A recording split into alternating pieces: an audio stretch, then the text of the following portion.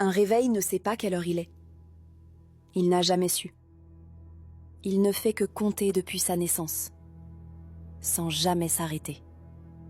À l'intérieur, un petit cristal de quartz, taillé en forme de diapason. Quand on lui envoie du courant, il se met à vibrer, toujours pareil. Cette vibration est si régulière qu'elle peut servir de métronome. 32 768 fois par seconde. Exactement. Ni plus, ni moins. Un circuit compte ses vibrations. 32 768, ça fait une seconde. 32 768 encore, une autre seconde. Il ne se trompe jamais. Pourquoi 32 768 ? C'est une puissance de 2. 2 puissance 15.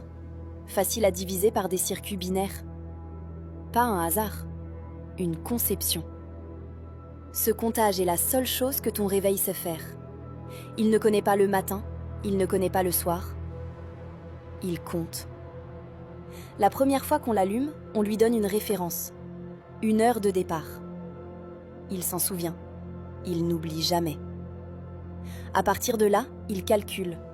Chaque seconde, chaque minute, chaque heure.